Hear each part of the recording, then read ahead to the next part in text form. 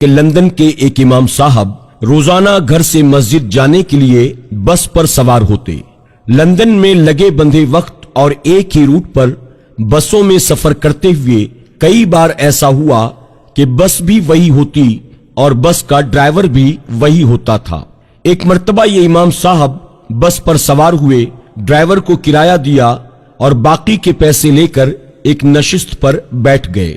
Driver کے دیے ہوئے باقی کے پیسے جیب میں ڈالنے سے قبل دیکھے تو پتا چلا کہ 20 پینس زیادہ آ گئے ہیں۔ پہلے امام صاحب نے سوچا یہ 20 پینس وہ اترتے ہوئے ڈرائیور کو واپس کر دیں گے کیونکہ یہ ان کا حق نہیں بنتے۔ پھر ایک سوچ آئی کہ اتنے تھوڑے سے پیسوں کی بھلا کون پرواہ کرتا ہے، ٹرانسپورٹ کمپنی ان بسوں کی کمائی سے لاکھوں پاؤنڈز کماتی بھی ہے، ان تھوڑے سے پیسوں سے بھلا ان کی کمائی میں کیا فرق پڑے گا، میں ان پیسوں کو اللہ کی طرف سے انعام سمجھ کر جیب میں ڈالتا ہوں اور چپ ہی رہتا ہوں۔ اسی کشمکش میں کہ واپس کروں یا نہ کروں، امام صاحب کا اسٹاپ آ گیا۔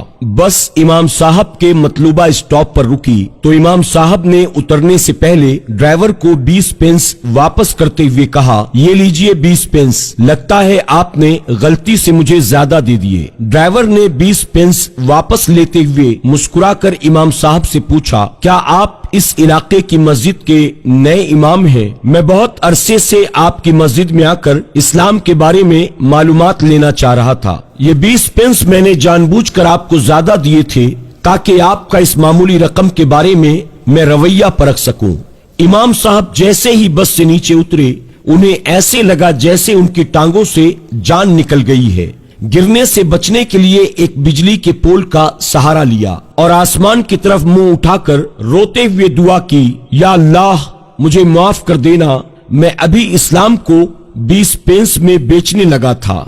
یاد رکھیے، بعض اوقات لوگ صرف قرآن پڑھ کر اسلام کے بارے میں جانتے ہیں یا غیر مسلم ہم مسلمانوں کو دیکھ کر اسلام کا تصور باندھتے ہیں۔ کوشش کریں کہ کہیں کوئی ہمارے شخصی اور انفرادی رویے کو اسلام کی تصویر اور تمام مسلمانوں کی مثال نہ بنا لے۔ اگر ہم کسی کو مسلمان نہیں کر سکتے تو کم از کم ہم اپنی کسی حرکت کی وجہ سے اسے اسلام سے متنفر بھی نہ کریں۔ ہم مسلمانوں کو زیادہ احتیاط کی ضرورت ہے کیونکہ سفید کپڑے پر لگا داغ دور سے نظر آ جاتا ہے۔ آپ سے گزارش ہے کہ